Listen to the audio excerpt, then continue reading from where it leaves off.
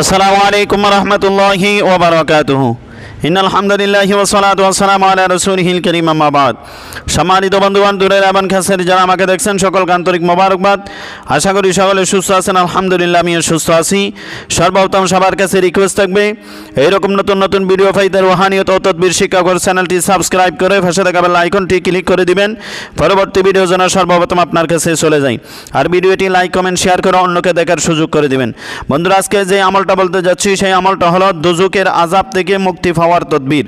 শায়খ বাহাউদ্দিন মোহাম্মদ রহমতুল্লাহ তাআলা বর্ণিত আছে, যদি কেহ সারা জীবনে একবার নিম্নোক্ত নকশা দেখে আল্লাহ রাব্বুল আলামিন তার উপর দোজখের আযাব হারাম করবেন। এবং যেই ব্যক্তি ফজরের নামাজের পরে এই নকশা দেখবে, ইনশাল্লাহ তার অভাব থাকবে না।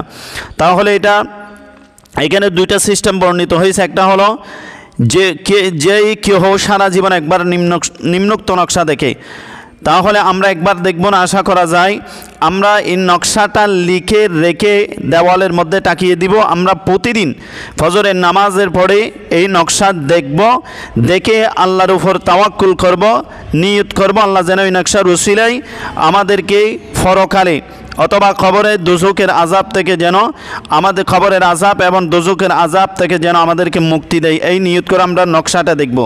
এটা একটা গুরুত্বপূর্ণ কিতাব থেকে আমি দেখিয়ে দিচ্ছি। একজন আল্লাহর ওলি তার থেকে বর্ণিত, তিনি বলেছেন এটা।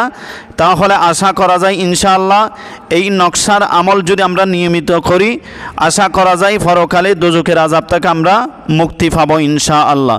আসসালামু আলাইকুম ওয়া রাহমাতুল্লাহি ওয়া বারাকাতুহু।